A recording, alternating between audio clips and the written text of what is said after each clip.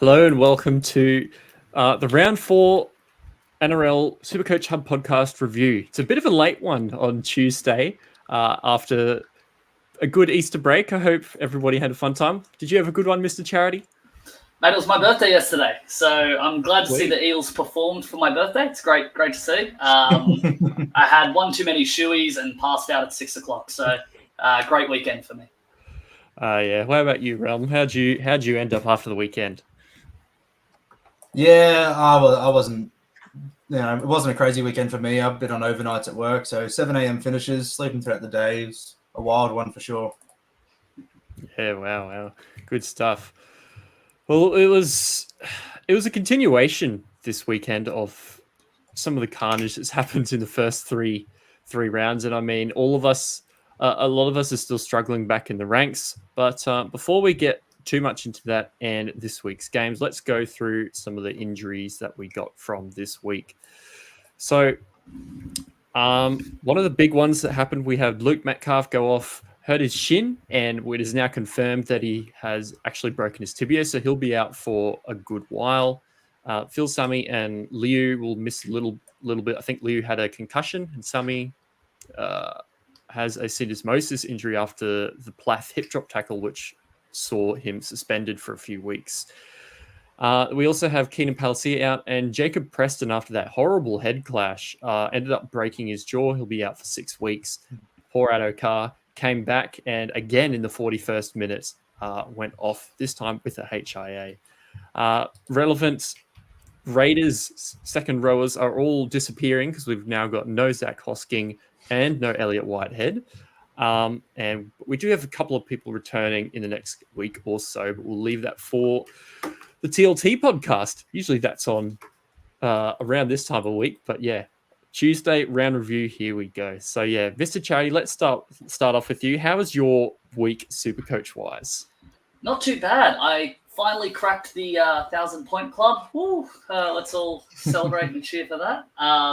It was good. I had a hammer captain, which paid off, but let me tell you, I started the week with Drinky as captain.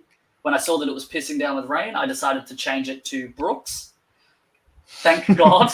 I then moved it to Hammer. I was also contemplating Dylan Brown, so it's good to know that my intuition actually made the right choice this week. So that's what boosted me into the 1,000 mark. Yeah, how about you, Realm? Did you crack the 1,000 as well? Yeah, I cracked the 1,000, but this week wasn't one of my better weeks. I finished on 1,028. The Turbo C didn't work out for me at all. And I had just most of my players went really average. Like Lieutenant Lesniak, who was my trade in this week, 43. I think I only had like 3 players or 4 players go over 60. So I was pretty happy with that with the Turbo C and all those guys. I still managed 1,000, but yeah, looking for a bounce back this week. Yeah, definitely. Mr. Charity, as you said, I did fall victim to the Dylan Brown captain. I went with the Turbo Vice, I think, into Dylan Brown and ended up with less points, I think. So, yeah, I managed to somehow squeak over 1,100 due to some hammer magic, a couple of Hines points, and a few other things as well. But yeah, into the 1,100s for the first time and clawing back a few ranks after a horrific start to the year. So yeah, how are you positioned, Mr. Charity? You back inside the top 50K now? I am 49,980. Oh, there we go. We're in it, baby. It's my season. Let's go. Yeah. Good stuff. I think I've propped up to about 26 or 36,000. Yeah, 36,000. There we go. So a talented super coacher. Oh, we're real quality super coaches this lot.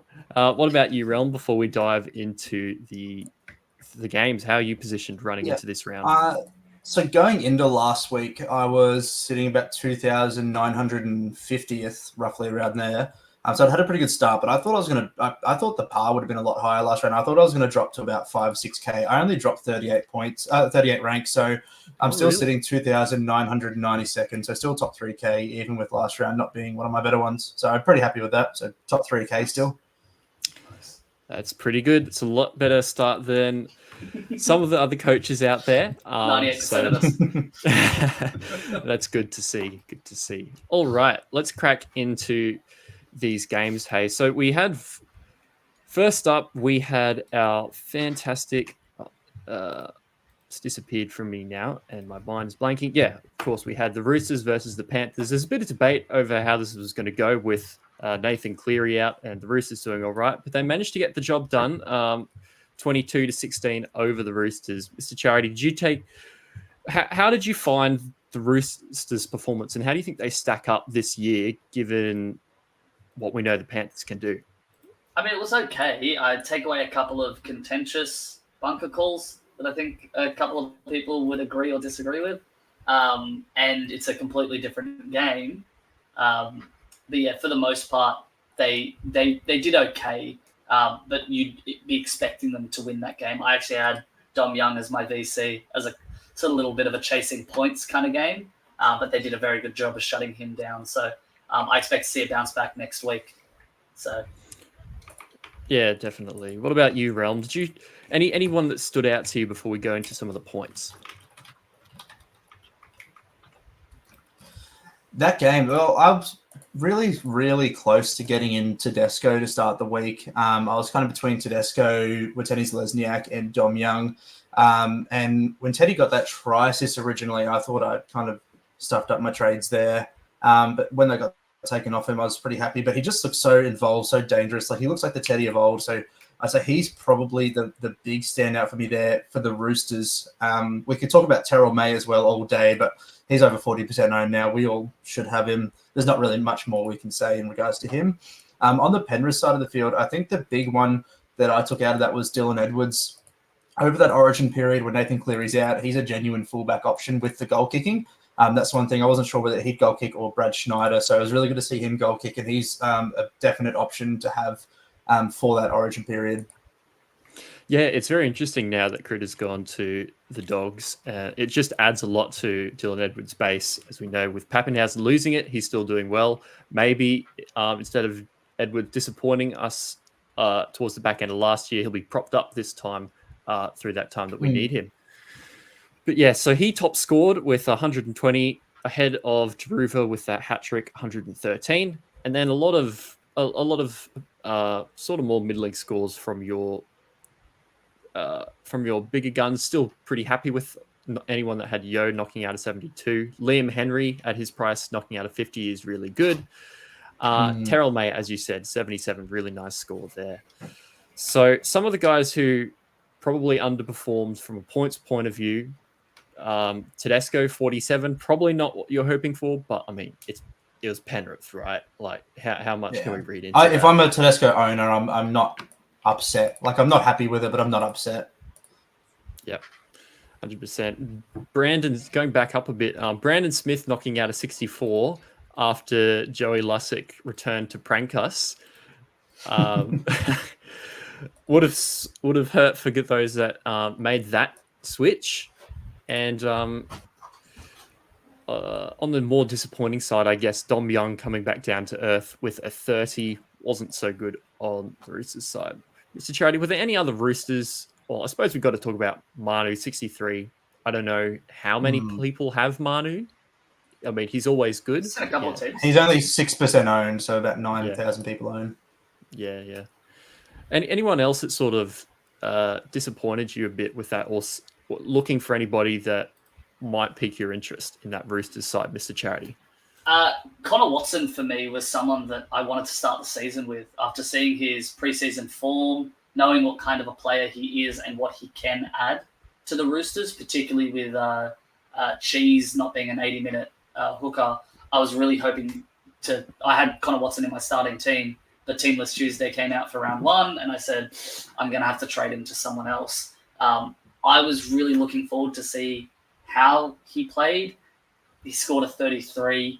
He's named again for this week, but I don't know if I'm going to be able to make that trade as sort of like a lower end mid-range 2RF with a dual position. So yeah, he was a little bit on the watch list for me, not a major get, but he just, I didn't see what I needed to. Yeah, I don't know if he's going to get the minutes, and the role he has competition with Sandon Smith when he comes back anyway. So yeah, not too much else on that side. What about you, Realm? For the Roosters, the one that I was kind of looking at, because I'm a Nico Hines and Cleary owner, so the one that I was keeping an eye on that game was Sam Walker. Wasn't overly impressed by him NRL-wise, but he still pumped out a 42. So he had the try assist and then a couple of goals. But yeah, I wasn't it's just like I'm not. He didn't impress me enough to be like I'm definitely trading him in, but he didn't scare me off enough to not consider him as an option. So I'm still definitely weighing him up as a play this week with his 42. I think he's about bottomed out at 515k. His BE's 55, and he's got a good matchup this week against the Dogs. Yeah, it's an interesting one because he had that low one that now rolls out of his 3-game average after this week, and I mean at 516k, if the Roosters can continue their strong start to the season, Walker benefits from that. He could be a really solid option. But yeah, it depends. I guess it depends if you held Cleary this week. Hey, because there are some people who were hanging on to see whether he was going to come back this round or what was going to happen. But yeah, so if you didn't make the switch last week, that's a potential option this week. For sure. Yeah. Back over to the other side now with the Panthers. We had a bit of a comeback to earth from our Targo and our sub 50 scores after a really strong start to the season. Taylor May. What are we doing with Taylor May, boys? He's kind of just shown us a false flag there. I'm holding. Yeah, not happy. But not happy. I'm potentially in the same boat. So I've pretty much locked in 2 of my trade outs, and the third one's going to be between Taylor May or Jacob Gagai. So I'm just going to make up my mind by the time they play, I guess. But yeah, not happy. Might be a reluctant hold. I think the one positive with Taylor May is the fact that they've constantly been going right due to injuries and weaknesses that they identified on that edge. So they were going more away from him, but it's happened too often now for me to go, I'm confident in that he's going to get the ball. Just the plays I was seeing be put on, they would always either cut him out and go straight to the winger, or they drop back in, which I've been hating Penrith's style of that drop under play that does nothing, and just cutting him out completely. So yeah, a bit frustrated. I need to see him pick up his work rate coming out of their end, which will increase his pace in order for me to be happier with him, and then hopefully he gets a bit more attacking ball. Yeah, for me, I think it's the attack that's lacking completely. Like his base last week and the week before, like the Roosters game, Luai just absolutely killed, and every time Luai got the ball, he darted back over to the right. The Broncos game where he had the HIA, that I guess that can be excused because he got a 30 and 66. That would have pushed up to about 35, 40 maybe. But that, like the 2 games before that, he got a 53 and 67, and his only attack was a line break. So I think once he finds that attack or is able to get that attack going, that's when he'll be all right. I'm not too worried about his base at the moment. I think it's just the lack of attack in that Panthers backline for him specifically. The rest of them are all getting it. So yeah, if he doesn't get that next week, he's probably definitely a sell the week after, but I'm potentially flicking him this week. Yeah, good call. Anything else from this game, or should we move on to Rabbitohs and Dogs? I just want it to be known that I last minute switched Sam Hughes to Liam Henry. So that's my absolute mastermind of the year. I just want it to be known amongst everyone now. Good stuff. Well, we'll start with Sam Hughes with a truly monstrous performance of 13 points in about the same minutes. And I mean, that's not what we wanted to see to start. What we were hoping for at the beginning of the year. Hey, we were hoping he was being talked up like Preston was last year. We thought he might get a really good role, but is there concern for his minutes going forward, even with the injuries that are now coming in, potentially helping him out? I'm going to say no. Like, no, I guess it depends how concerned you'd be with Curran now going to the edge. He was demanding 55, 60 in the middle. They don't have any other props really that are doing that off the bench. So I'm pretty comfortable like holding Sam Hughes this week. If you're in a position where you have to play a cheapy front row, I'd honestly probably look to play Hughes over Henry this week myself. So yeah, starting no Curran to take those middle minutes. I quite like him this week. I'm not playing him just because I've got 2 decent front rowers in there already. So, but yeah, if you're in a position where you have Terrell May, Henry Hughes, and enough, something like that, yeah, I'd probably play Hughes over Henry myself. Big call, but it could Especially definitely with Fish work out coming with back. JFH. Yeah. That's it. All right, let's go up from there. Some more disappointments on that Bulldog side. Salmon he keeps getting moved around, and so does Kiraz. They both haven't really been helped by these injuries. But what do you make of Kiraz on the wing, or potentially could he move? What's his best position in this Bulldogs team, Mr. Charity? See, I personally would have Carraz on the wing with Tracy in the centres. I found it very, very interesting that they kept Wilson out of the team for Addo Carr. I thought they were going to drop Tracy, and then Tracy comes over and scores a try or 2 that game as well. So I was like, there we go, that's probably why. But Wilson's been scoring tries at will this season on a pretty poor performing Dogs squad. So yeah, it's very, very odd what they're doing there. There must be a plan behind it and a reason for it. But I'm not liking what I see out of Carraz from centre. We need more out of him. He has got incredible work rate, but he's just not seemed to get quality ball to create the results that he normally does and that we know Carraz is capable of. Yeah, it's a really tough one because, I mean, we saw what he did just the other week. He belted out 115 when he finally got that attacking ball in the area that we wanted him to, but 3 out of those 4 weeks he hasn't. So if he goes low again, Realm, is he on the chopping block once that 116 moves out of his 3-game average? Yeah, I think it'll depend on the score he gets this week. So last week, when I did all the stats on the center wings, like the gun center wings, basically anyone 600k plus, including RTS. And out of all the center wings, he was the leader in base and power, which probably shouldn't come as a shock because he's shown before that when he's healthy, he's just an absolute weapon with his floor.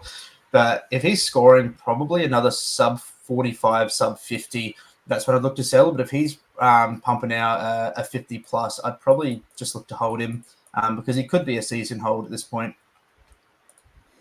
Yeah, he could be one of those guys that when he finally does get the ball, he will score well, and other times he'll just have to rely on that base and power to stop him from getting a 20 or a 30 sort of a thing. I think as well, on the Salmon chat, I know a lot of people have been upset and they're looking to trade him. He's been scoring above his break even, and he's just slowly making cash. He's a dual position player that you can plug and play if you need to. Like, I don't know if I've just got really low standards for the players that I have in my team because I'm a 50,000 ranked player, but I'm content with what he's doing. He's delivering what he needs to. I wasn't expecting him to set the world on fire. If he scores a try, it'd be great, but he's basing out the 30 points that he needs to. His break even is 28 for this round. He's been scoring 35, sometimes even 40 some rounds. So, like, he's doing kind of what you need a cheapie on the bench to do to earn enough money until I identify someone I want to trade into that makes sense. Like, that's my plan with him. I don't know what everyone's plan with him is, but he's been doing decent for me. Yeah, I think that last point you touched on is probably what most people are touching on because, like, at the moment you've got anyone who doesn't have Bostock or Talagi, they're the sort of guys that you can target the low break even switch from him, who's not doing a lot, to someone that will go really quick. That's probably where I'd sit on Salmon because, I mean, we've got all these injuries, suspension, role change problems. He's getting shifted around a bit. Maybe this Bulldogs restructure helps him out. But yeah, if you could move a Salmon to a Bostock or a Talagi this week, I definitely wouldn't be against it. What do you reckon, Realm? Yeah, no, I definitely agree with that. I myself, I just think I have bigger fires. Like, while Salmon hasn't been good, he hasn't been like he's not going to lose money. He's probably going to stay the same price until he jags some attack, or if he jags some attack. So I think I'd look to move on someone like Taylor May before Salmon, even, or potentially even a Burbo because they're around the same price point. Even though they are both starting, they're both probably getting about similar minutes. But yeah, I just not really convinced. But I just think people are going to have a lot bigger issues. Yeah. It's a good point. All right, so let's go through the rest of this Bulldogs team quick because we sat down the bottom for too long. Stephen Crichton, bit of a bounce back to a higher score, 77, decent score. Tracy with the 91. Reed Marnie has had a decent start to the year, probably one to keep on monitoring.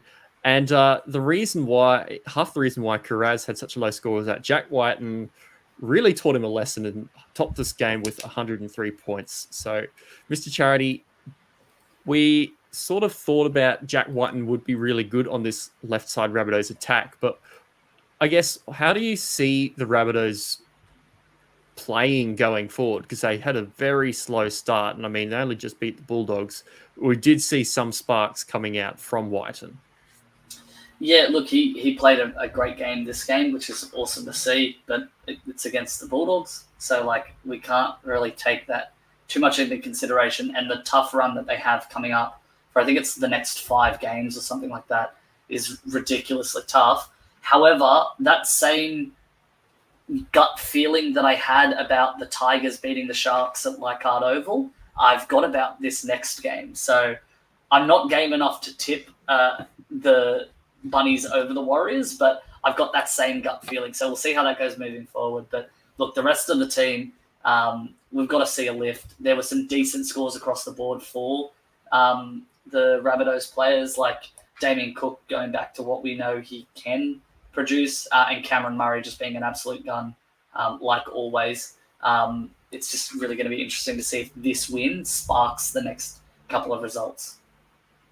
Yeah, it'll be very interesting to see how Murray goes moving forward and Cook, because they started slow, and if they're at a nice price point, they might be worth picking up.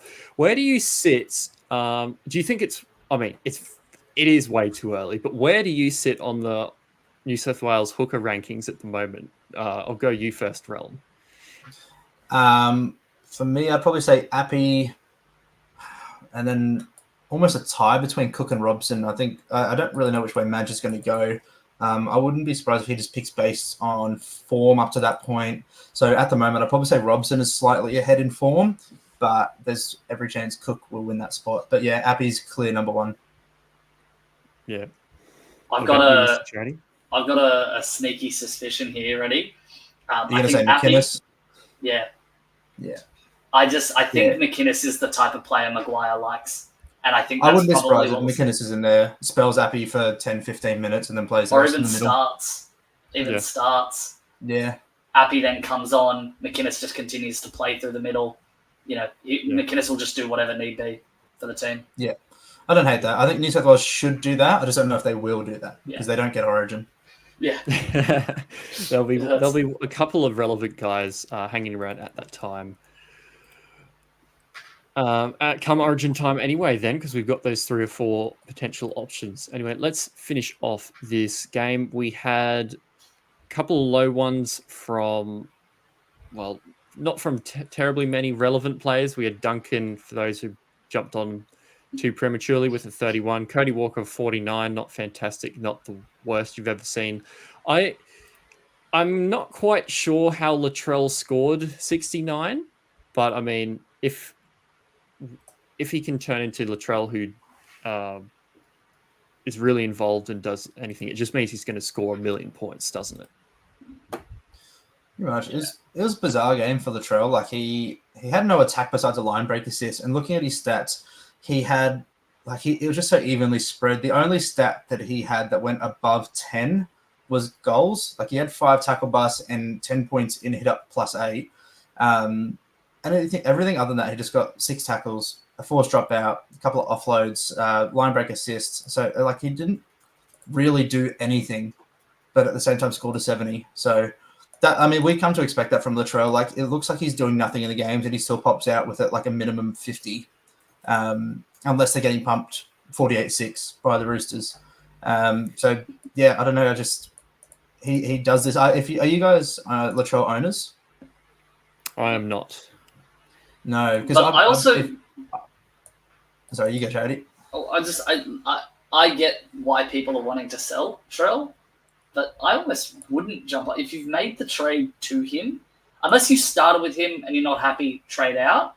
if you traded Trell, you traded Trell for a reason. Sit with that, honestly. But like, it's up to you how you want to run your team. But I just think there are bigger scores that are coming. That 30 that he got, who was it against? Against the Roosters. The Roosters.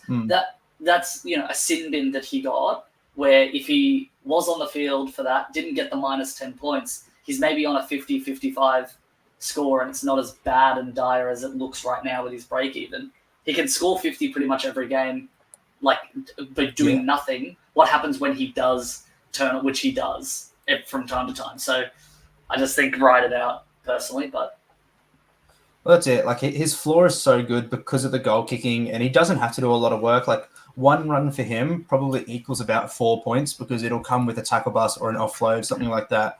So his floor is really good despite not doing a ton of work.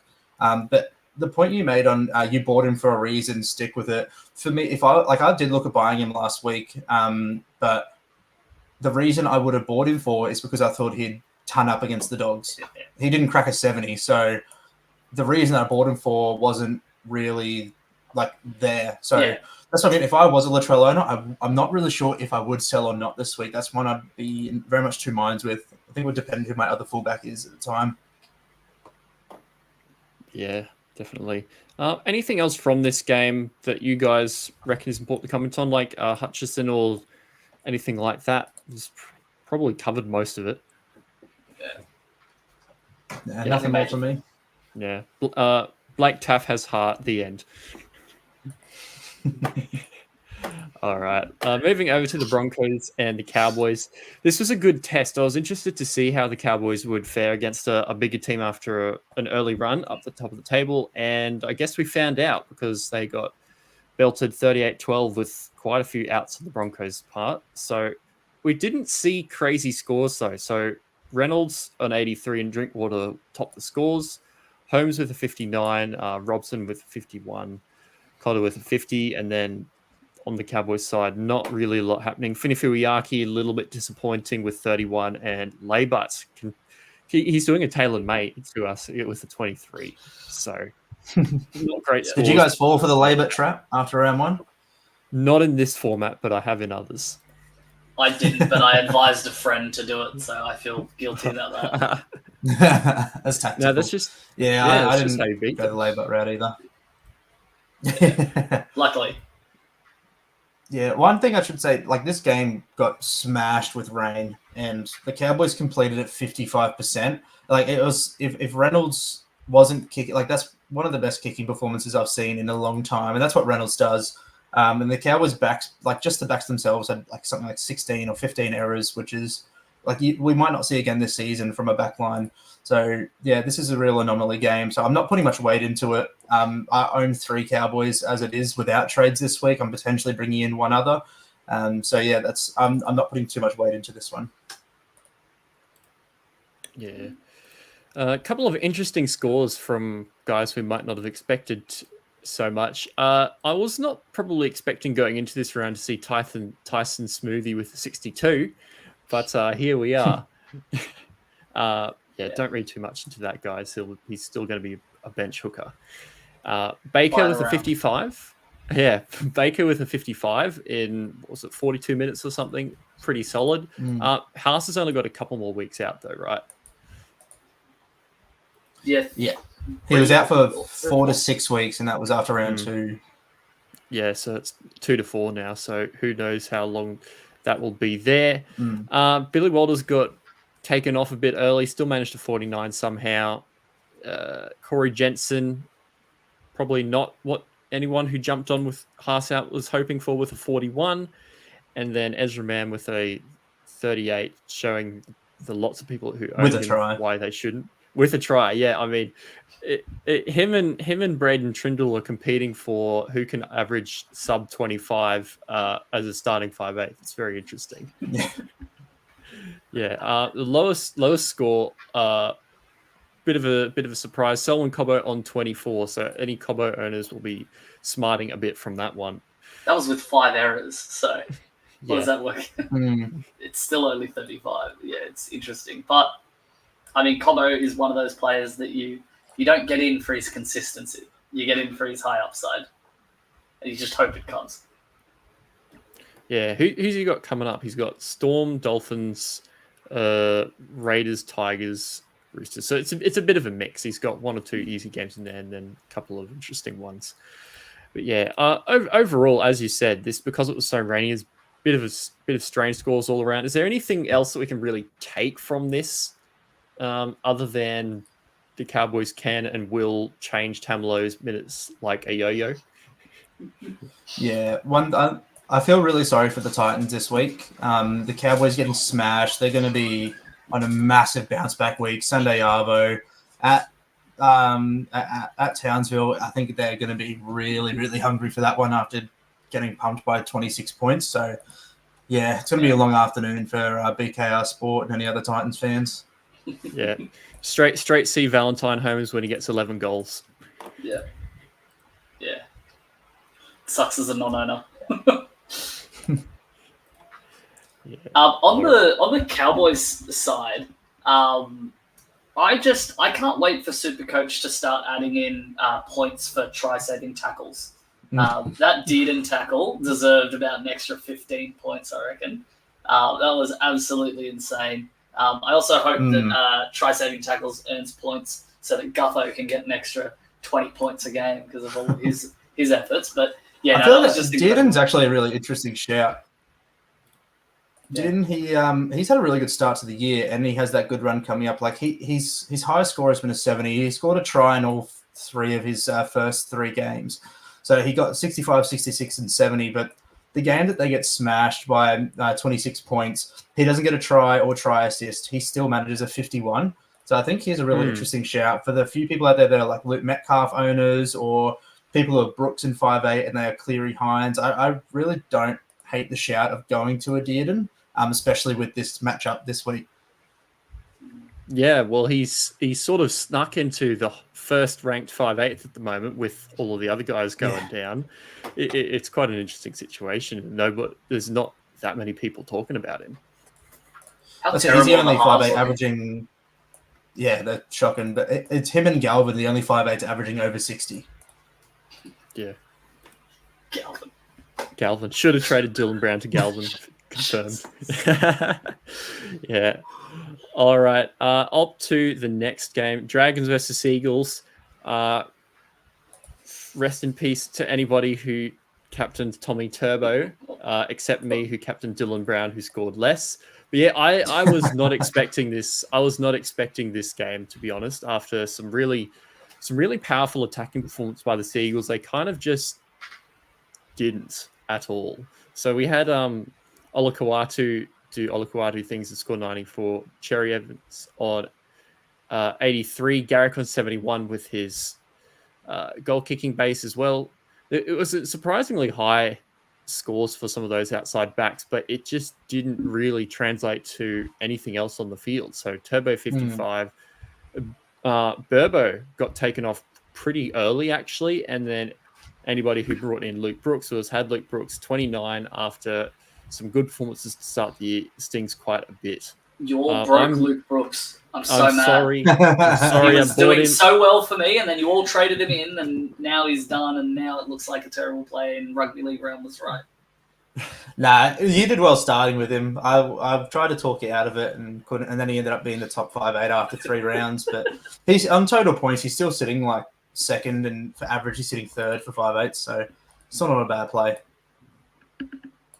But against Penrith this week, though, he might. I'm worried. I'm very worried. Yeah, we might see some 30s and 40s from half of this backline.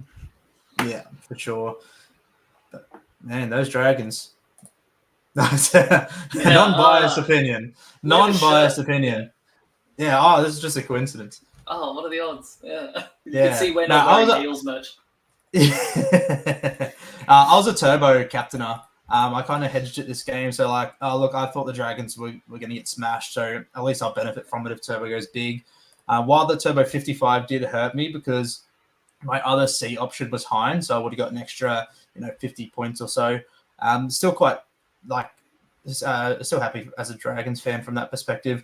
Turbo, for me, is actually a sell this week. I'm going to be flicking him. I've done that. This is the second time now. I captained Turbo the week before. He got like an 80-something, but again, it could have been so much more. And Turbo this week, I don't know, something was off with him. He kept dropping really simple balls. Like he had like 4 errors, like in backline play. So I don't know. He just doesn't feel the same as he has been in the past. So I will be moving on from him and targeting other fullbacks this week. Yeah, I'm selling him too at this stage, and I'm not having a good run with captains because I captained Hines stubbornly 3 weeks in a row and then switched to Turbo. So I'm very happy to get rid of him and get some fresh vibes into my team. I have a question on the Seagulls team. Are we selling Burbo? He's in the same boat as Salmon for me. Yep. Well, he's gone from 80 or so minutes to 61 to 50. I mean, he scored 19 the other week in 61 minutes. I don't think he's going to score fantastically from now on if he's not playing 80. I'm actually planning on selling him. Yeah, I'm within a round or two of selling him if I'm not doing it this week. I think Salmon. Sorry, go. I was gonna say, it's the same as Salmon. Like I just have bigger fires to worry about than Burbo. Like I'm not really in a position where I want to be getting rid of playing players. I'd rather get rid of the players that aren't playing, unless it's someone like Taylor May who's going to actually bleed cash. I don't really see Burbo or Salmon bleeding enough that it's going to be a huge issue I need to fix right away. Whereas Taylor May could be with an 80 BE and no attack.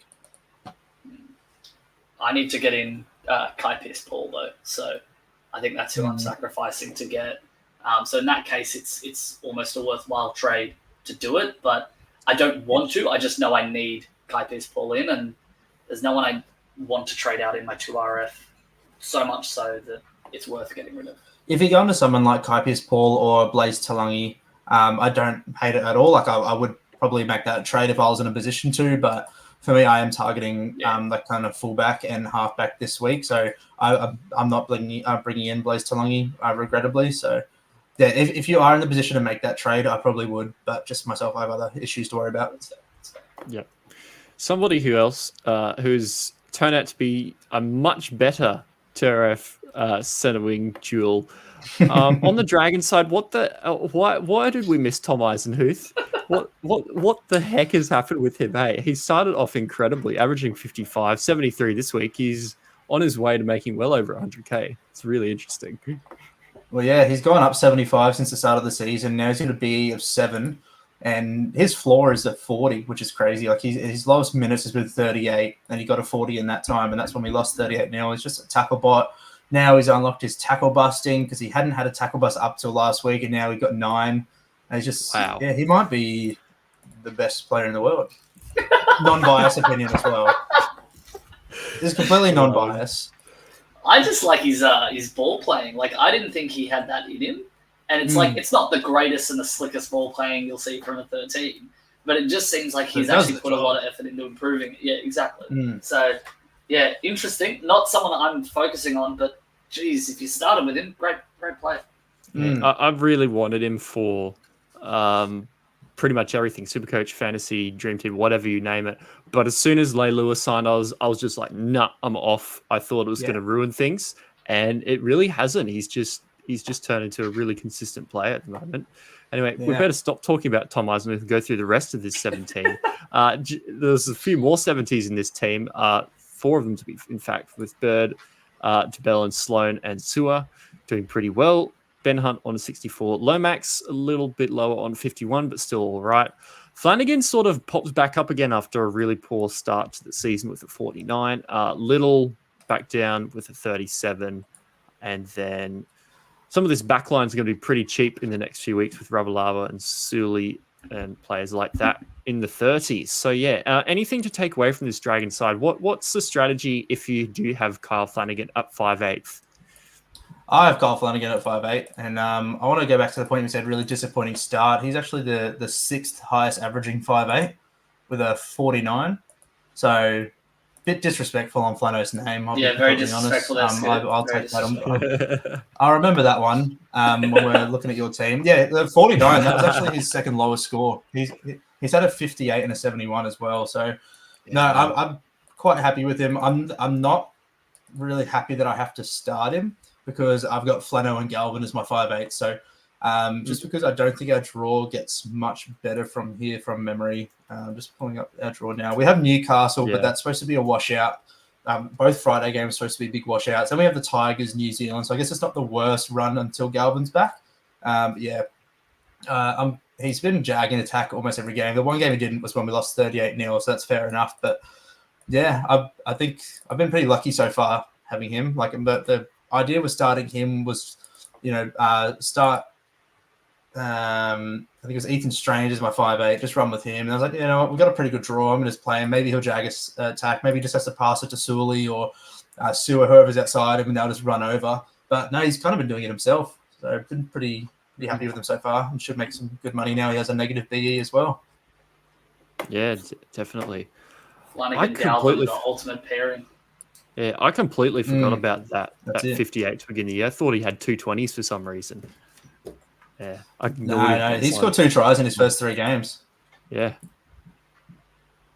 he's a gun. Oh, wow. Certified stud. Look at that, proving me wrong. That's it. Anything else from your fantastic Dragons team this week before we move on to the next game? Yeah, Benny Hunt. He's had a pretty solid start to the season. I think he's leading the comp in try assists with 8 so far. He's only got an average of 63, but if you moved like someone to him early on, when Cleary went down, he moved to Hunt. I think you kind of reap the rewards there. So I don't think he's a absolutely horrible option. His ceiling isn't very good, but it seems like he's got a decent floor on the and he's obviously the key to the Dragons' attack. And that's one thing. We've got good attack like Lomax outside him, Jack Bird, Lucy Leilua, Jaden Sewer. So he's got options to go to, and he's utilising it pretty well so far. Yeah, good stuff. All right. Now on to the Dolphins versus the Titans. And can anyone beat the Titans for the spoon at this point with Tino gone and then just getting absolutely wrecked by other teams towards the bottom of the table? I mean, Dolphins are notably better with the others, but like far out, they've been a bit disappointing, haven't they? Well, I think they're paying like $1.83 to win the spoon now. Really? Wow. They started at 7, then went down to $3.50, and now they're $1.83. Yeah, that's crazy. Hey, remember we were targeting Titans players even though they had the bye round 2 because we were like, their draw is just so appetizing. It's like Jaden Campbell will be the absolute stud at 5'8", and then we see what they've performed as, and it's like, do they actually get any attack? I don't know. Anyway, Phil Sammy, who scored a ton for them last week, isn't available this week because he hurt himself. Brimson popped back up with an 80, which was interesting. David Fafita will score points no matter where he plays. 57 minutes in 57 points from similar minutes off the bench. He's probably the guy who they just literally have to give the ball to now all the time that Tino is out. What do you reckon, Realm, is the go with Fafita? If you have got, like, if you were sitting on Cleary for that week, seeing if he was coming back this week, would you, in any world, look to move Cleary to a Fafita as a really crazy play? I've looked at Fafita this week. I was actually really keen to jump on him, just because he's going to be very low owned. He's going to be a huge pod up the top. But he's named on the bench again, and so that kind of deterred me from... I still probably gets 50, 60 minutes, but I don't really want him unless he's playing 70, 80. So, yeah, I'd probably wait until he's starting, but he's not a bad option to go to. If he pumps out another 50 or 60, he's going to be dropping cash. Like, his BE is over 100 this week. So then by the time he is starting, whether it's next week or the week after, he's going to be a bit cheaper. So, yeah, I probably would wait on him now, but... I mean, if he goes into the starting team last minute and you are able to get him in, I definitely don't hate it because the Cows aren't exactly defensive specialists. Yeah, it's a really interesting one. If he does stay on the bench for another week and stuff like that, and he drops into the 700s, I mean, David Fafita at any sort of discount is worthwhile bringing into your team. For sure. Especially with how lackluster 2RF is. Yeah. I'll tell you where I wish I had a fire in my team is front row forward to bring in Jamin Jolliffe. God, he's looking good. I mean, yeah, he scored a try, which is why his points are up there so high. He's on a pretty low break even at like 20 or something. He's scoring well, just base and power wise, regardless. I'm pretty happy with him, and with him starting, he's a good replacement for the one who's going to pick up most of the extra minutes with Tino out now. So, yeah, and especially with Palacia as well out, it's just more minutes for him. If you can bring him in, you need someone in front row forward, he might be an interesting pod option. Yeah, he's sort of one that I think will score well in the next couple of weeks. I don't know how where his minutes ceiling is going to be when those other two come back, because it's not super long term. I think it's only a couple of weeks. But yeah, I mean, both him and Fodawaker are going to benefit a little bit a lot from Tino being out. But Fodawaker's already at his 60 minutes, which I think is like his limit. Jolliffe is probably, what is he averaging, like 45, 50 minutes or something? Maybe the two games Jolliffe has played since Tino's been out was 47 and 45. Yeah, okay. But he's probably going to get that mid 40-minute mark. Aaron Clark at lock, he can play decent enough minutes, I think. But yeah, I actually quite like the Jolliffe shout, and there's reasons to not go him this week. The Cowboys actually are conceding the most points to front rowers, I believe. But at the same time, he still has a 16 in his rolling average. So if you do get him this week, he definitely could score a decent amount of points against those Cowboys middles.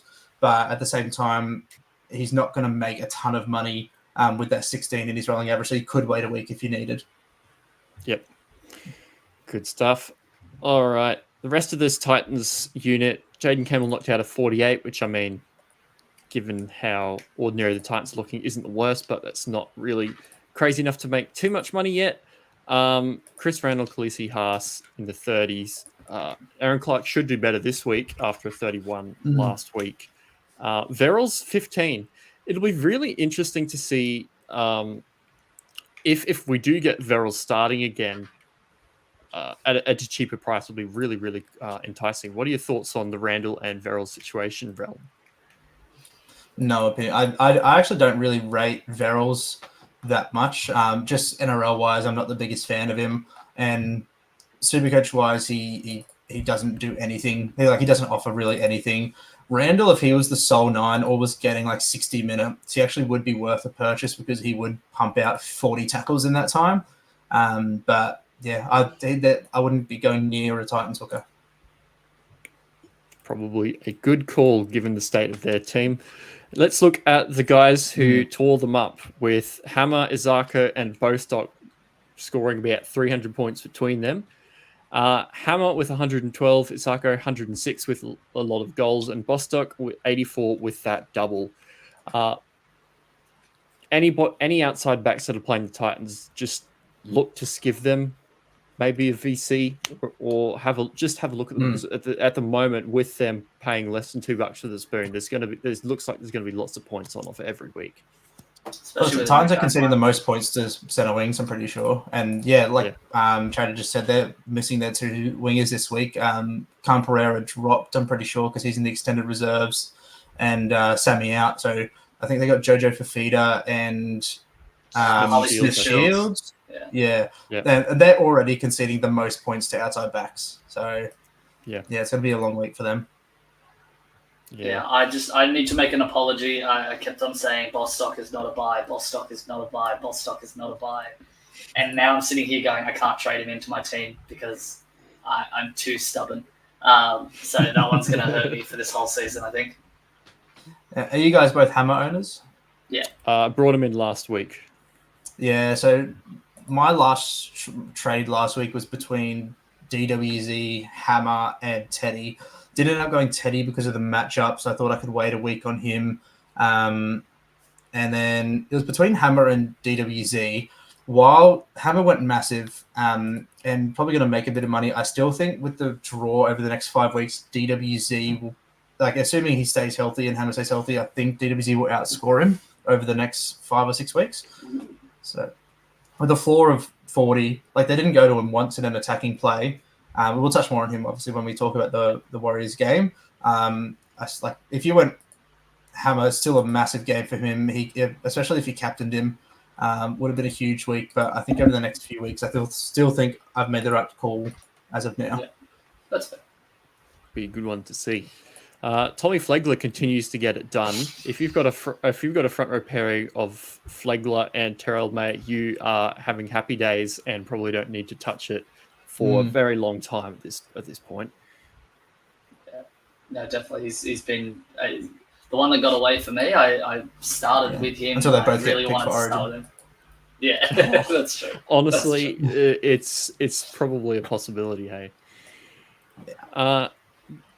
Moving down a bit, Herbie had a solid score, 68. Josh Kerr continues to knock out good scores. Marshall King bounced back with 60. And then we drop down a bit to some of the other guys. Max Plath with that sin bin.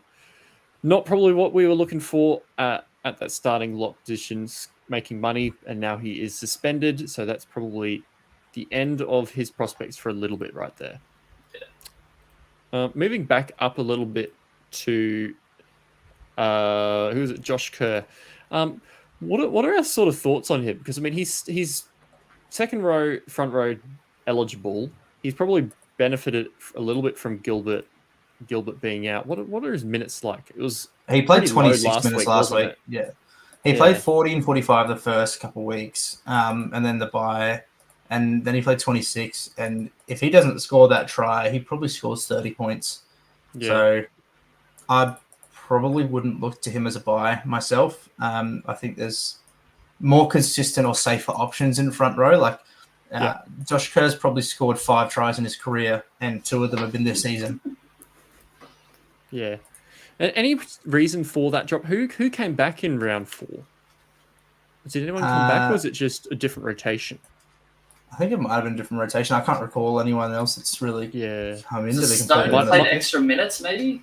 It might have been the Stone and the Plath shifting with sin bin and all that. I don't know. But yeah, if he's dropped a 26-minute game, then I probably can't go near him once he's already made nearly 100K on his starting price. Anything else? If you got him in, take the cash when the break even settles down and run. Don't look to trade him in now. I don't see it as an option. Yeah. And just to touch on the try scoring, he's scored 7 tries in his career. 2 of them have been this season, and the last time he scored a try before 2024 was in 2021. There you go. So I don't think he's going to be keeping it up. You're saying tries aren't part of his base? What? Well, this year it is, but yeah. All right, moving across to somebody whose tries not usually, but often part of his base. Adam Fanua-Blake came back to the pack a little bit with a 43 this week. Roger with a 58. A lot of people interested to see how he would go at fullback. A couple of people probably chucked the captain on him. Jackson Ford is a workhorse and a person that you just love to have in your team if you're a Warriors fan. 104 points from Supercoach perspective. And I mean, he's knocked out some really solid scores this year with 57, 66, 69, and 104. But there are a couple of tries in there. So I don't know if you really can go him at that price. What's your read on it, Mr. Charity? He was a great option last year. He saved me in a couple of different spots last year, scoring pretty well. This season is too high priced. I have looked at bringing him in because I do feel like I need a bit more quality in my 2RF. It's probably my worst position other than my dual cheapie hooker of Lussick and Levi. But 2RF is somewhere I want to improve, and I looked at Ford, but I just think there's some better options that are available there. But great scores, obviously. Yeah, I think it might be just too late to jump on him. He's 640K, and he's not going to be dropping in price. Like his base and power this year so far is 57.2, which is just ridiculous. But yeah, if you got on him last week or the week before, well done to the one. He's owned by 1%. I just think he's probably too expensive now to jump on, which is unfortunate because he would be so solid to have in your team, like so consistent. He's almost like that base and base power is like one of the best you'll find at that position. But yeah, just unfortunate we can't get him in now. Yeah, 100%.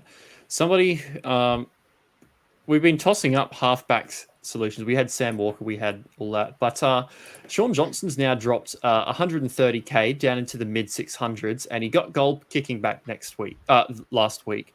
His next few games are Rabbits, Manly, Dragons, Titans, Knights.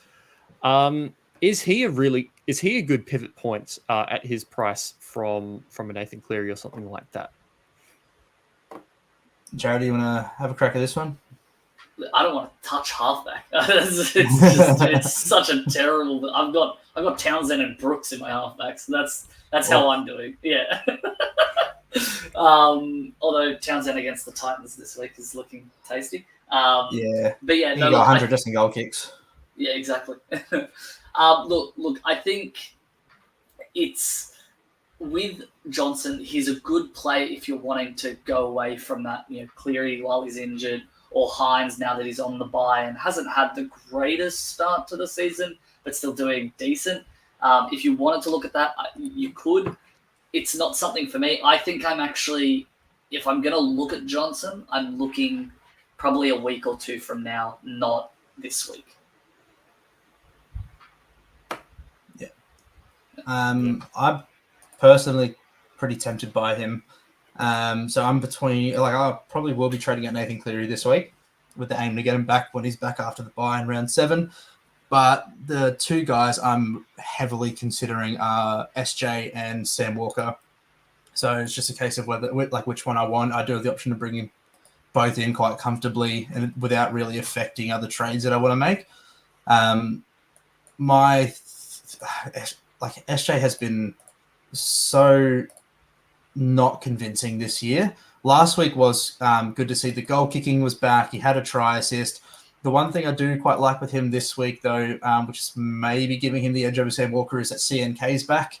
And CNK last year was a huge boost to SJ. Whereas RTS at fullback, he wasn't that great in attacking plays. They didn't run one attacking play to the right-hand side.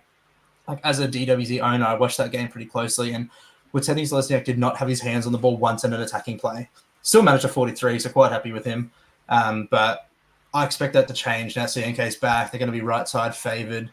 And the left side now without Luke Metcalf as well. So, yeah, I would imagine they'd be going at SJ even more.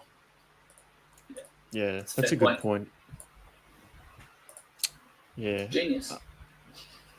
Any other than DWZ, who you've talked a little bit about, is there anyone else in this Warriors side that we probably needs to be talked about? Not for me, no.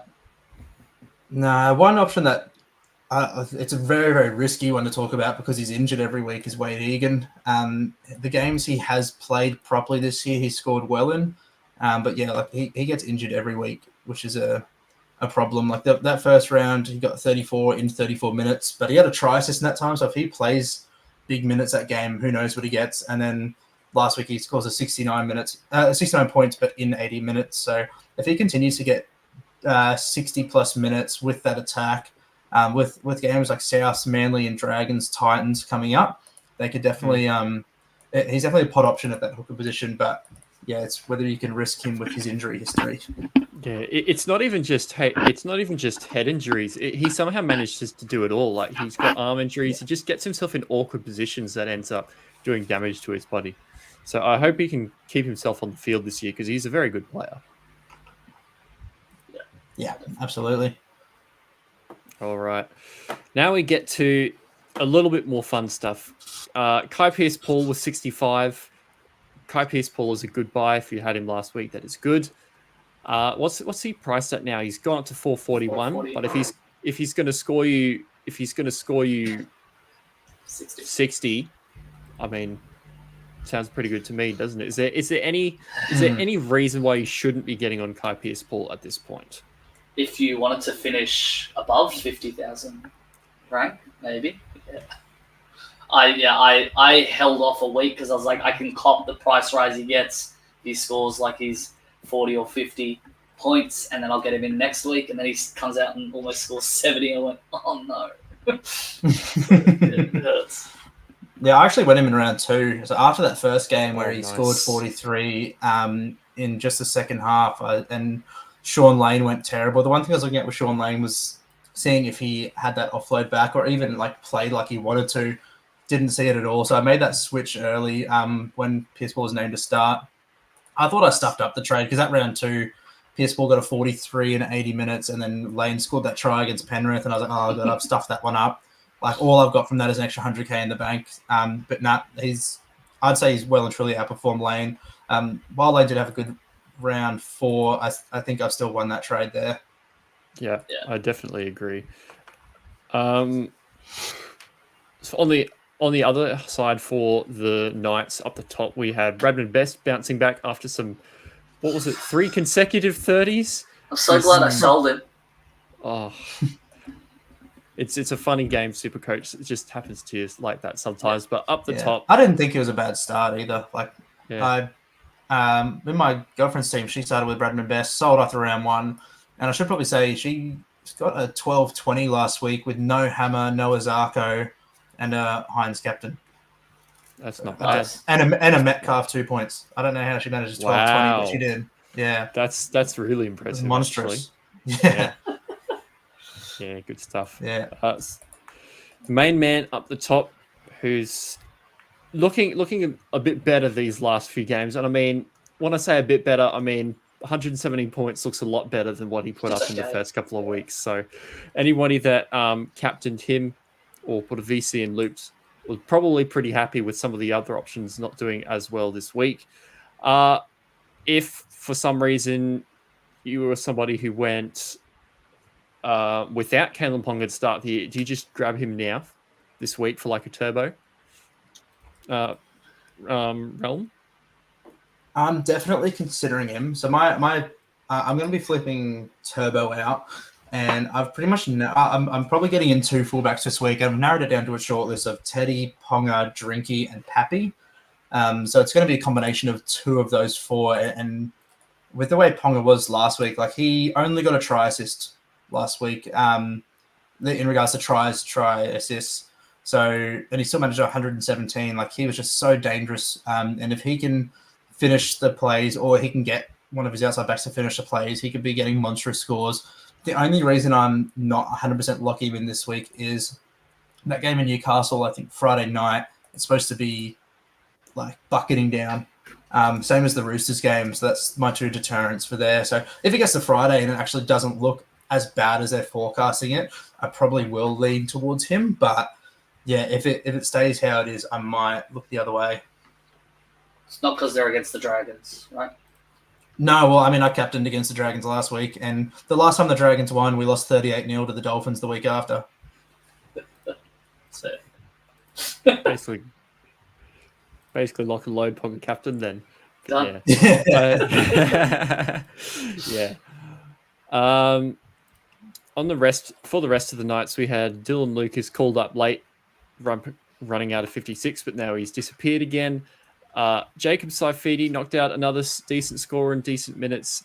Elliott back down after that monstrous score a couple of weeks ago.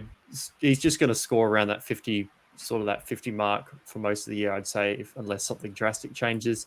Crossland 41, and I mean, Jaden Brayley after that 19 is now really quite. His break even's really quite high, and he's at 330k. So, is Jaden Brayley somebody we should be looking at with some of this hooker stuff coming in the next little bit? Yeah, not this week. Not this week, probably. In my mind, it's wait a week, and then depending on how many minutes he gets, you let that price drop, come in. Hopefully, he continues to start, and then you can bring him in for maybe $2.99. You know, it's a easy Levi the Goat to Brayley maybe, or a Lussick down to Brayley. But yeah, it could be interesting. No, completely agree. Wait a week on him. Have a look and see what minutes he gets and how he looks as well. Like last week, he didn't look bad, but there wasn't enough of not enough time to really see how he's going to perform. So yeah, definitely wait a week or 2 on him. Let Lussick and Levi, feel it out, and then cut him off. Yep, good stuff. Anything else on the Knights or the Warriors side before we dive into the last 2 matches of the round? No, nothing from me. Yeah. Alrighty then. Good comeback by the Sharkies. 36-22 after a bit of a poor start, and we have Kale Iro just showing us why we wanted him to start the year as a super coach option, knocking out the top scorer of this with 97 and getting himself down to negative 54 break even. And then he'll probably run away very shortly and is on the buy anyway. So somebody that I've really just hope it isn't a one and done and he wrecks his price because, man, that would be a missed opportunity. Yeah, Talakai was not impressive in second row at all. And did he get injured? I think because I don't recall him playing the full 80. I don't remember. No. 53 minutes. Either way, it's crazy how much Iro. Yeah, I don't remember Talakai. Yeah, that's 53 minutes. I think there's a chance he might have got injured. So who knows what's going to come of that? But it's crazy to me how much Iro plays and looks like Val Holmes. Like it's almost like Val Holmes is out there for the Sharks again. Yeah. It's scary stuff. It's scary stuff. Yeah. And when you've got Val Holmes and everybody's trying to buy him at only a casual $500,000 at least more expensive than Iro, I mean, you'd know that Iro would be a good prospect if he was going to stay in that position, which he unfortunately probably will not. So let me just see. Where can I see Talakai? Yeah, I think he just came off for Billy Burns at the 53-minute mark. Right. Yeah, he was absolutely terrible as well in second row. And he started strongly in left center this season, I thought. And while he's had defensive issues in the past, it looks like he had done a little bit better, at least on that this season. But yeah, they might stick with Ira there just purely because of that. That's like their first convincing win of the year, really. Even against the Dogs when they won 25-6, I wasn't fully convinced by them. Ira was a huge difference in that game. For sure. Yeah, we had a monster performance by Cameron Tacklebot McInnes. With these extra guys out, there was always a chance he was going to play huge minutes. I mean, 86 points, basically just all in base, is pretty astonishing, really. So, fantastic job to him. Is there a conversation we need to have about buying him in the next while, or it's just really dependent on those injuries? Yeah, I wouldn't be touching him until not necessarily that we see this consistently, because we know he'll get this consistently. But it's going to be a case of what's the rotation going to be when Finucane, Rudolph, Hamlin Ueli, Royce Hunt, they're all back. Like, is he only going to drop down to 50 to 60 minutes or even less? Like the first two rounds, he played 40 and 49 minutes. So if you have him, like absolutely, he is very solid. He still hasn't scored under 50 despite playing those low minutes, but I wouldn't be looking to get him just yet. Yeah, it's just that we know he can do such good things when he gets those minutes. But yeah, I think those Dragons days from a couple of years back probably won't fully return again. So yeah, just one to keep it half an eye on. Mulitalo 78 with a couple of tries. Katoa with a 75. Braden Trindle bouncing back after it feels like he averaged about 12 to start the year. You're not far off. Yeah. Big Tommy Hazelton continues to do Big Tommy Hazelton things. Will Kennedy is not doing fantastic things as well. If you have Will Kennedy and Trindle combining, I think you still don't have a lot of guys in spines across the comp who would have scored less than them. But yeah, Talakai was probably the main story out of the relevant players with a measly 15 points, and that'll get his break even dropping quite a bit. So if he drops a little bit, doesn't have a big game after this bye, I mean, he bears just keeping a little bit of an eye on after that low one. Yeah, I agree. Now, Skip, are you who are your two halfbacks? Are you a Cleary Hines operator? I sold Cleary to Brooks, unfortunately. Oh, yeah, that's just unlucky. In regards, so neither of you guys are Cleary Hines owner. I am. If you were both a Cleary and Hines owner, and you're looking to trade one out this week, would you be leaning Hines with his kind of inconsistent start, or would you be looking to flick Cleary? Hines. Yeah, I'd go Hines because I like Cleary's run when he comes back. The only thing that would be worrying me is how tender is he going to be pulling up with a hamstring. So you could argue Hines' run when he comes like around the same time is better because he's got South, Cowboys, Raiders, Dragons. Like, that's a huge run points wise because those other than South, the other ones have shown defensive resolve. So it's like I don't agree with that at all. Like Cowboys are conceding about 30 points a game. Oh, okay, not the Cowboys, but yeah. And Raiders just conceded 36 to them. And the Dragons will either win 40-0 or they'll lose 40-0. Yeah. It's fair. If the Sharks can put some performances together, they can really knock some good scores in there. But yeah, I mean, they also lost to the Tigers, so I mean, they're not the most reliable team out there. That's it. Like those next 4 games, I can see being like both teams scoring above 24 points. Yeah. So I mean, that's good for Hines, but yeah, for the Sharks, maybe not fantastic if they're trying to be convincing as a top 8 team. Yeah. I'm not convinced on the Hines and Trindle combination. This was one of those instances where they both scored really high, but we've seen the opening couple of weeks, and even in the All-Stars game, they didn't score very well Supercoach-wise.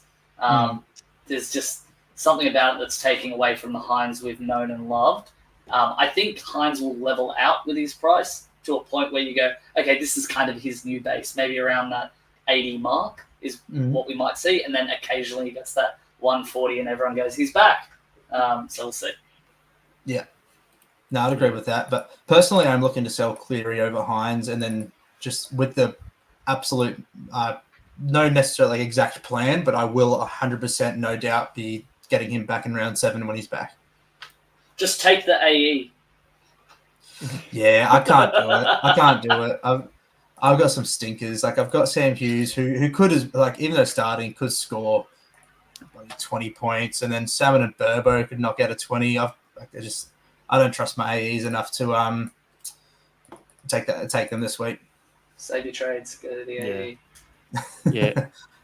I would probably sell Cleary over the 2, just purely if you can't decide, because he gets you 40 more K to do things. And if you've held Hines for losing 140K and then he's shown a bit of a good score this week, I mean, I'd probably go with that direction myself. But yeah, it is a tough question because Cleary has outperformed to begin the year at least. But yeah, there are those. Oh well, he hasn't.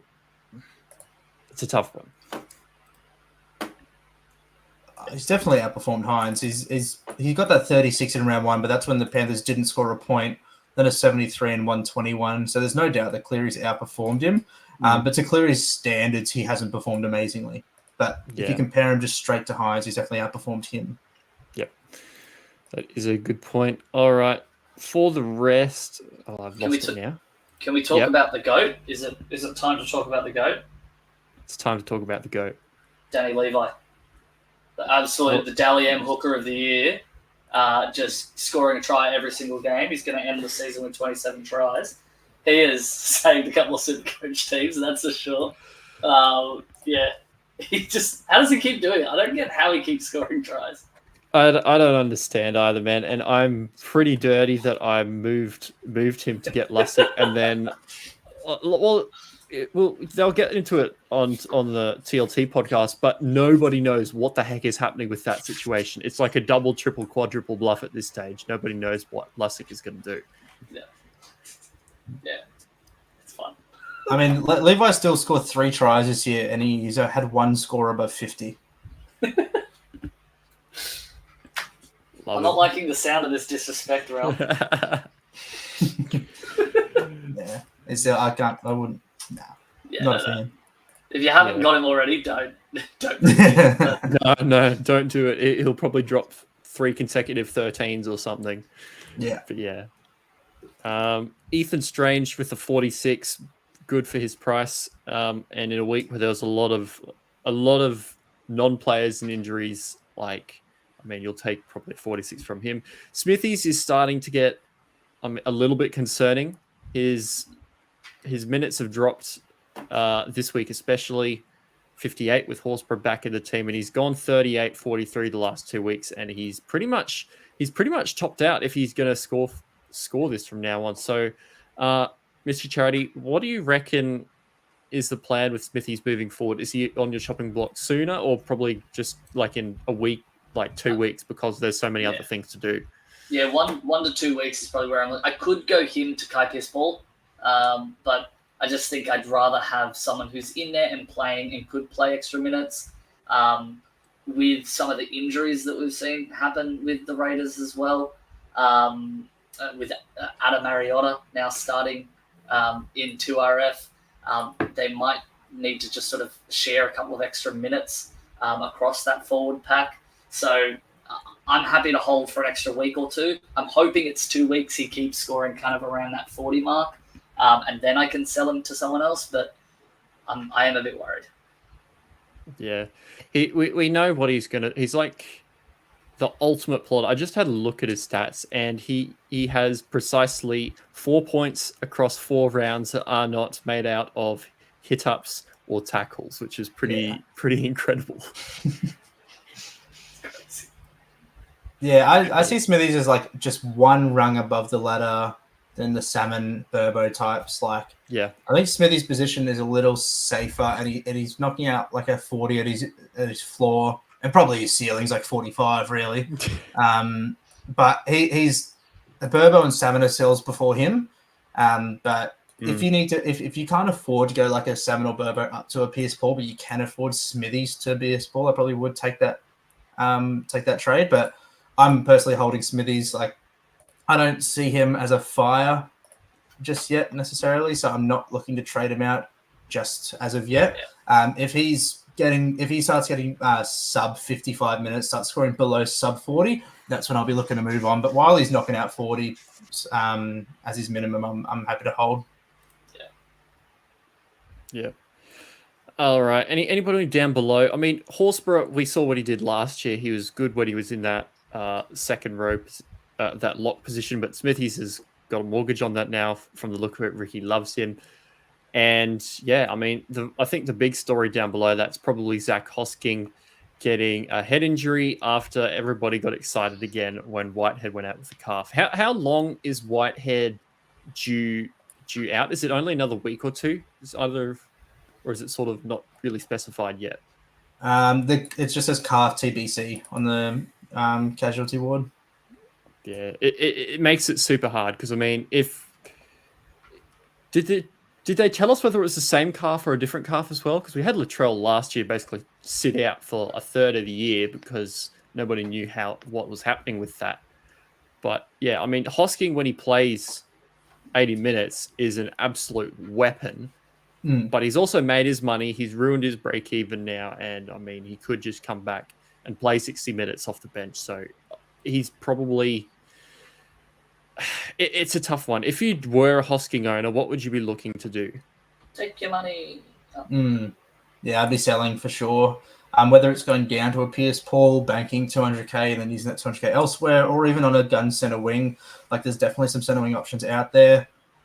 Even with Jules, you could, if you like me and you only have one gun fullback and you've got like a T or a Peaky or a Gagai as your other fullback, you could go almost Hosking to Pappy, something like that.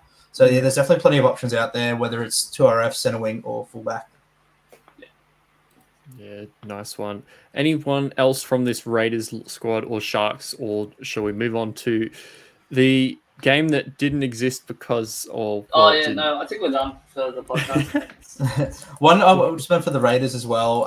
Not one I'd look to buy just yet, but one to keep an eye on now that he's got his offload a bit unlocked is Tapane. He played 60 minutes. He hasn't played under 50 minutes yet. While his scores haven't been good, he had 4 offloads on the weekend. So if he keeps that up, he's definitely a buy around that origin period again. Tapane is always someone who warms up to the season, I've found. He starts off really slow. I think it's like Ricky says, let's just focus on high completions, forget about the offloads. And as they get more comfortable into the season, then they start doing the offloads. And Tapane's always a good pickup once he drops value in that opening couple of rounds. Yeah, I agree with that. That's a good call. All right, moving on to the sad state that the Eels, with returning players, but also players that are missing, ended up with Lane doing pretty well. I was really worried for him if Dylan Banks wasn't going to be at his side, but 62 for him was really good. Gutherson scores really well with Moses out. He scores very well. He scored 109 points in an Eels loss when they scored 16 points. So we saw what Gutherson was able to do last year, and he's dropped to 100k, but he is still 700, and we've got all these other enticing fullbacks running around. Where do we rate him on the scale of fullbacks to bring in over the next couple of weeks? What do you reckon, Mr. Charity? I actually really rate it. If someone's looking to bring a fullback in, he's a consistent scorer and scores even higher when Moses is out. The fact that he's gone down in value, he now has this 100 in his rolling average. The draw for the Eels isn't too bad. So, I think you're going to get, out of the next 5 games, you're maybe going to get 2 or 3 tons, because that's just what he seems to do. This game, from what I saw, because I wasn't able to watch all of it. I almost don't want to go back and rewatch it. But what I saw was Gutherson taking control of everything, not Dylan Brown or Taulagi taking control. It seemed like Gutho just really took control of the team. Maybe it's because I watched the back half of it, but you're maybe going to get a lot more control out of Gutho, which means more creative stats, which means also with the base, the goal kicking, you're just going to get a lot more points. So I like the trade as whoever it is to a Gutho. Yeah, I would agree with that. I do like Gutho as an option, but personally, it's just like Smithies. I had just one rung on the ladder above Burbo Salmon. I probably got Gutho one rung below those guys I mentioned before. Like it's kind of like him and Dylan Edwards probably in the same boat there. Like they will go through periods where they score massively, especially with Moses out. Or Cleary out, like they fall back on their fullback a lot. Except now that they both have the goal kicking, they're pretty much identical in that regard. But I probably would still have him below Pappenhausen, Teddy, Ponga, and Drinky. But again, not much in it. That's just personal preference. I wouldn't. If someone said I'm trading Gutho this week, I would say great trade. So it's really one that's hard to argue against. It's just personal preference, really. I would agree with that. On the rest of this Eels side, we had the return of Maker Sivo with the 53. I think just sort of right hand about. Will Petticini's going to drop a lot with Moses out. Could be one to look at if he's nice and cheap when he comes back, but not for now. Joey Lussick, 29 points. Do all three of us own Joey Lussick at the moment? Mm-hmm. Yeah. I mean, yeah, we got pranked pretty hard there.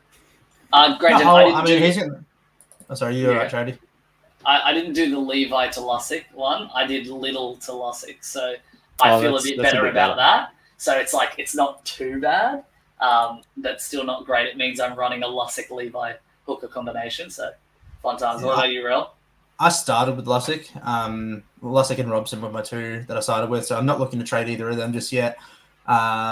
Last week was the most bizarre rotation I've seen. Like he came off for, I don't know, like 15, 20 minutes and then went back on to finish the game. I don't know if something happened to Hands, but it was just really, really unusual. But it doesn't really matter now because Hands isn't even on the bench this week. They've gone back to the full forward bench. So Lussick should be locked in for another 80. It's not on the bench yet. Yeah, well, who knows what's really going to happen with Maddo now at second row. Yeah, but I'm not looking to trade out Lussick. We've seen his floor now, but he only played 59 minutes last week, so and we've seen that he's capable of jacking attack. So yeah, I'm happy to hold him for a little bit. Yeah. So we've got to talk about the two halves now. Blaise Taulagi outscoring Dylan Brown, who's supposed to be running this team. And Blaise Taulagi now has a break-even in excess of minus 50. Who should be your priority targets to move out to get Taulagi in, Mr. Charity? I think and I don't know if I want to do this or even say it out loud. Actually, Ralph, you go. What are you thinking of trading? I'm not getting Talangi in, but if I was, it would be for someone like this is where you can get rid of some Deadwood with Jacob Gagai because it's a direct trade across and Talangi is going to make money.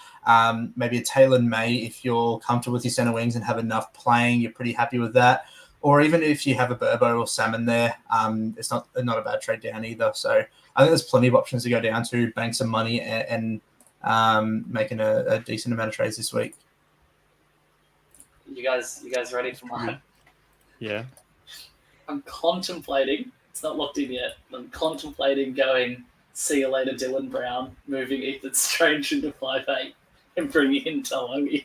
I don't hate that. I don't actually hate that. No, I don't hate that. Like Dylan Brown's really something's off with him. Like he's playing like he's not even in attacking plays really. Like it's really bizarre what's going on there. So I don't hate that at all. But it depends what you're going to do with the money. Like if that money gets you a Val Holmes or if Fafita starts something like that, and you're able to go like Salmon to Fafita, like that would be absolutely huge. Or going like if that gets you a Taylor May up to a Ponga, I don't hate that at all. I've already got 500k in the bank. So if I do this, I've almost got $1 million in the bank. Yeah, because I'm keeping the cash aside to upgrade the players that I know that I need later, like a Cleary. So I need to go. I need a lot of cash to go Brooks to Cleary now. So yeah, it's a tough one because I mean it's leaving points out on the field, but also it will help a lot when they come back in. So yeah, exactly. Yeah, it'll be a balance. Look, I don't hate the trade, but if you already got 500k in the bank, then there's probably other options. A lot. Yeah. And considering I'm planning on going Burbo to Kai Paul, it's not like I need the cash. So yeah, no, exactly. Probably a good shout then. On the Tigers side, we have Justin Olam turning into prime Justin Olam, who loves to score tries for fun, despite it not being the Melbourne Storm.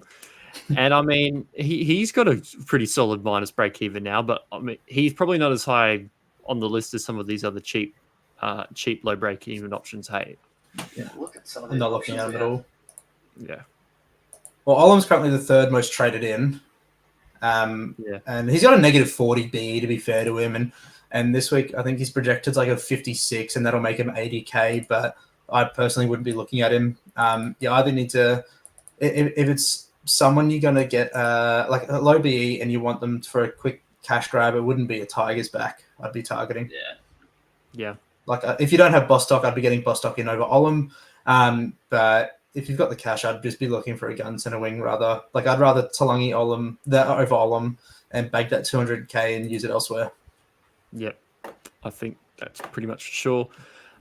Luke, Lachlan Galvin made a lot of money last week and is now going to disappear for a while, and that is very sad.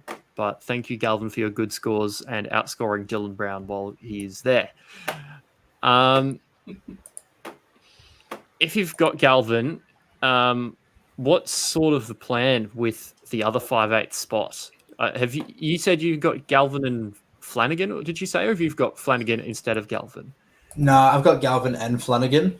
One thing I will probably look to do is once Flano is maxed in price, whether it's next week or the week after, which I'm assuming will be, I think it's about 400k now. So between that 450, 500k mark, look to go him out to a center wing. Maybe even if I miss Talangi by a week, get him after his first price rise and get Flano down to him, and then move Strange up to 5'8", and then just run a 5'8" of Strange and Galvin for a little bit.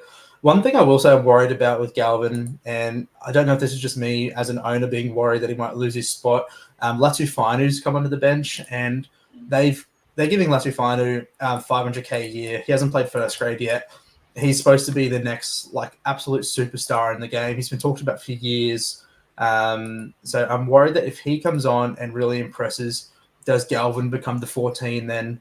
Or do they play Galvin in the halves in New South Wales Cup despite him being really good in NRL? That's just one thing that I'm keeping in the back of my mind. So, yeah. I think with Benji like loving Galvin, Benji taking full control of the team, I'm almost certain that he comes back into that spot. Latu Fainu, wasn't he someone that Fulton brought across when he came over, and now Fulton's gone? Well, it's the two Fainu brothers, Samuela and Latu, and they're supposed to be like Samuela was an under-19 New South Wales captain. Yeah. Latufanu was the next best half in the country for like years. They're finally of age. Samuel, like Benji's playing Samuel massive minutes now off the bench. Yeah. Latufanu, he was injured in the preseason. That's the reason that he was a little bit delayed coming in. I looked at his New South Wales Cup stats yesterday. He hasn't performed amazingly, but he was coming back from that injury, but he hasn't really disappointed either. But now he's got that 14 role. We know Jaden Sullivan, that round two performance is absolutely terrible. So yeah, we'll really have to see what happens there. But it's just, I would be surprised if Galvin doesn't get the spot back. Like, he should just have it on merit at this point. But yeah, just one thing I would have a look at, and especially Latufanu's performance off the bench. That's fair. Yeah. Good one to keep an eye on, because I mean, imagine you'd have to imagine next year at this stage it's going to be Galvin and Fainu playing, right? Well, Luai's going to be there. Luai. Oh, Luai, yeah. So What are they I gonna wouldn't do be then, surprised eh? if Galvin transitions to a back row, something like that. Like, he is pretty skinny at the moment, but there's talk he can play back row, centre. So who knows? Maybe he does go onto the bench and they use him as like a.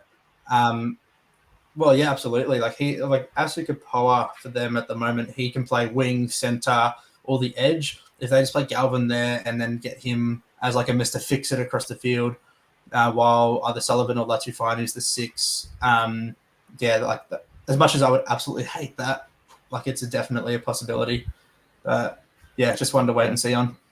Yeah, imagine if you've got somebody with super duper silky ball playing skills. It'd be like instead of a short, powerful silky center in Talakai, you'd have a long, skinny silky center in Galvin. It's almost like a young Campbell Graham. Like, he's tall, fast, powerful. Like, and he's definitely not filled out his frame yet. Like, once he's older, he's like, got a bit of meat on him. He'll be really, really dangerous there. Yeah. All right, better finish this team off. We had Stefano with another decent minute performance and another decent score, but I'd reckon he's priced too high to probably look at with some of the other carnage going on at the moment. I don't know if he's high on my priority list. I traded him in last week. Oh, nice. So did my friend, Yeah. and then she played Sam Hughes instead of him by accident. Oh, So that no. Oh. Yeah, that's rough. Look, his rotation was really bizarre as well. I wasn't sure if he got hurt or not, but then I looked at how they've done it in the past, and no, he comes off between the 20 and 25th minute, and then he came back on at the end of the first half, like for the last 5 or 10 minutes, and then he was off for a bit in the second, then came on to finish the game. So, yeah, the rotation was a bit bizarre, but I think that was about his floor, 50, 52 minutes. And before the updates, he actually lost 6 points. He was on 61, so I don't know whether that was tackle busts or like hit ups. I don't know what exactly happened there or how he lost 6 points, but yeah, I think that's basically his floor, because that first round he got a sin bin, so that his score would have been about the same as he got last week. So yeah, I'm quite happy with him as a front row pairing with Terrell May. Yeah, I stand corrected then. I forgot about that sin bin. That makes him look a lot more enticing. Somebody who's scored the same as him and is a fair bit cheaper though, only second row, but Samuel Lafanu, as you said, he's getting pretty solid minutes under Benji's. It dropped back a little bit, but at his price, is he somebody we look at if we need a second rower, or it's pretty much get Pierce Paul, because Pierce Paul's going to be sort of that borderline 60s guy? I don't mind him as an option if you. Sorry, you go. No, I'm agreeing with you. I do like him as an option as well, but if you have the money for Pierce Paul, prioritize him. If you don't, and you have the trades to burn, and you want to flick, like if you have someone that's not playing, or a Burbo or Salmon, something like that. Yeah, is Joe Chan playing? Oh, he's out this week, isn't he? Yeah, look, if you have the money to spend there, for sure, go up. I think it's only like 100K difference. Yep. Yeah. It's a good call there. Moving down the Tigers a bit, Coruscant back to earth a bit with a 45, but I mean, he's occasionally going to have those games when he's not running that attack fully. But yeah, I mean, if you've had Coruscant, you've probably been pretty happy with his scores, even with including that 45 so far.